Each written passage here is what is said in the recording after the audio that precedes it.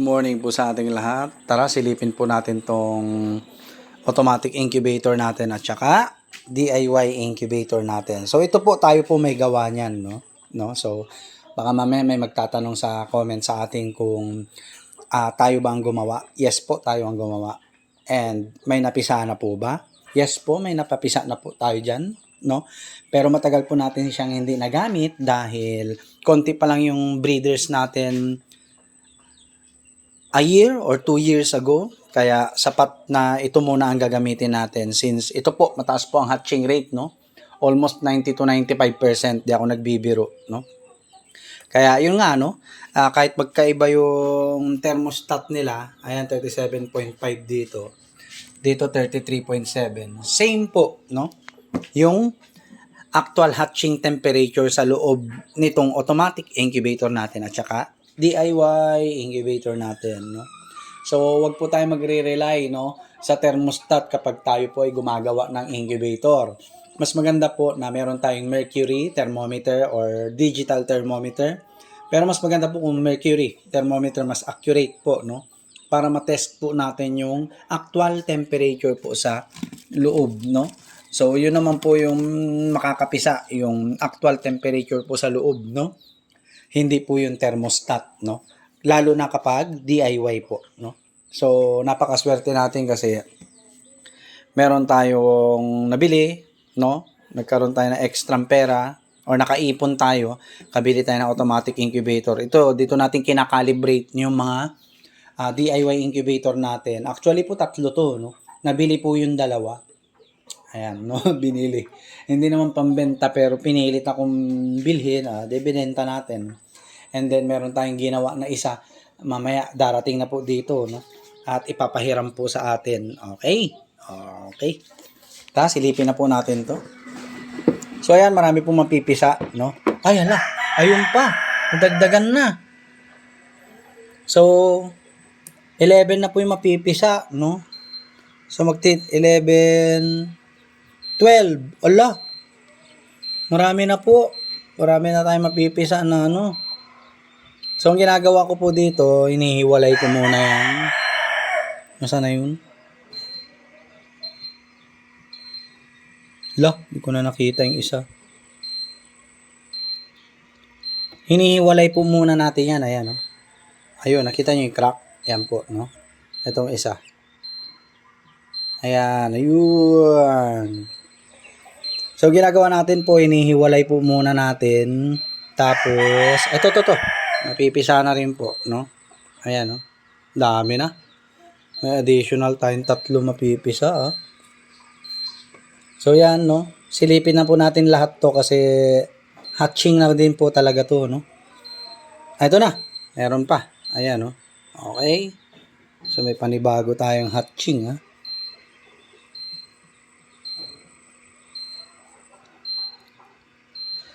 Ay, salamat Lord. Ito pa, no? Ayan, hatching na din po to. Okay.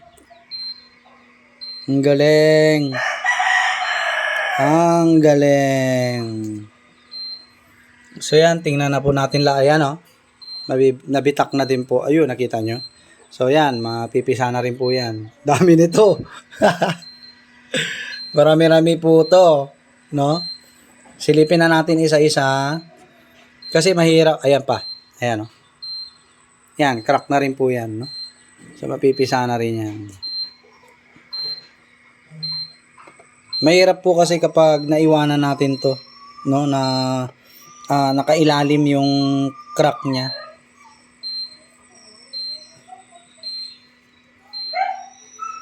Mahirap po kasi may tendency na mamatay yung sisiw sa loob, no? Kaya yan ang ginagawa po natin.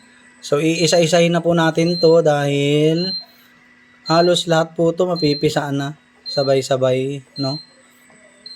At makapag-load ulit tayo. Yan.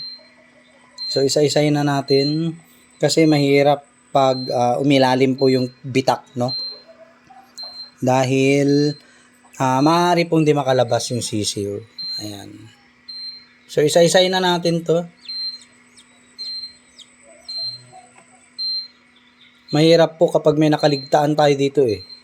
No? So, samahan nyo na rin po ako, di ba? Ganito ginagawa natin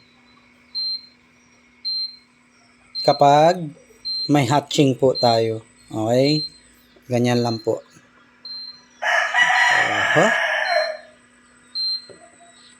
So, ito parang alanganin na, oh. Mamaya sisilipin natin to. Okay? After po natin ma-check, isa-isa kung may mapipisa, ayan po, no? Iaayos na po natin. Ito, wala.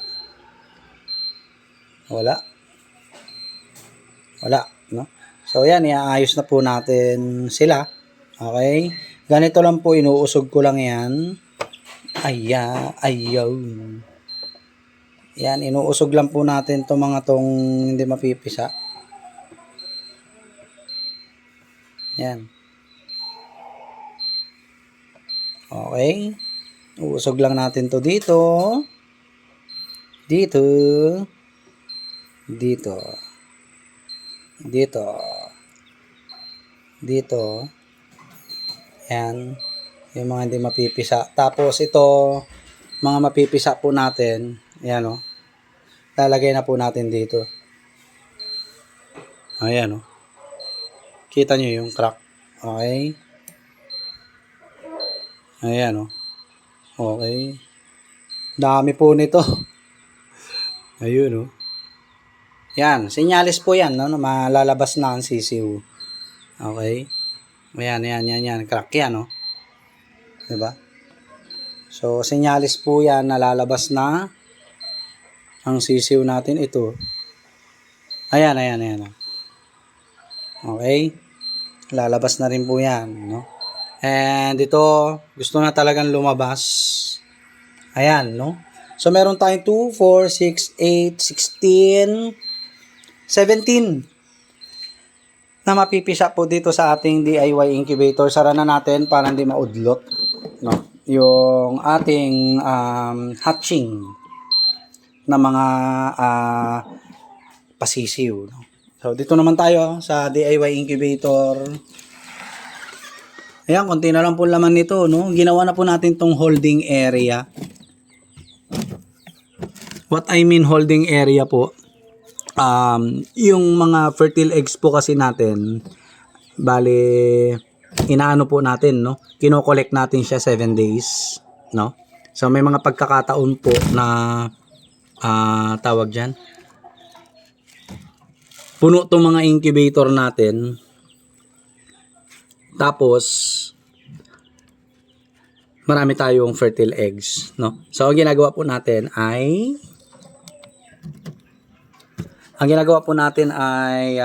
dito natin nilalagay, no? Para mag-continue na yung kanyang tawag rito, incubation ng mga itlog, no? So, ayan, every now and then, sinisilip natin to, tsaka tiniturn natin yung itlog para at least hindi naman sayang, no?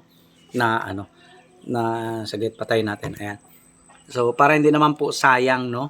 Na yung mga fertile eggs po natin, lalo tayo may hinahabol po tayong bilang ng mga layers and breeders po natin. Napakahalaga po na mag-incubate tayo ng itlog. Hanggat nangingitlog ang mga breeders and layers po natin, no? So, since sa kabila po ay pinakawalan na po natin yung mga roosters natin, sara na po natin to. Pinakawalan na po natin yung mga roosters natin sa kabila, no? So, ngayong araw na to is exactly considered as fertile eggs na po, no? Yung makokolekta natin at makakapaglagay na po na ulit tayo dito sa automatic incubator natin at saka sa DIY incubator po natin. So, yun po, no? Good news. Marami tayong mapipisa. Mamaya po, samahan nyo po ulit ako para silipin sila mamayang hapon or gabi na kung sila ba ay napisa na o hindi pa. So, yun lang po. Magandang umaga po sa ating lahat. God bless. Salamat po sa suporta at sa mga subscribers at sa mga hindi pa po nakapag-subscribe. Please like, share, and subscribe po sa YouTube channel po natin para mas ganahan po tayong gumawa ng mga educational, informative tips about Heritage Chicken Farming po. Looking forward, God bless po sa ating lahat. Peace!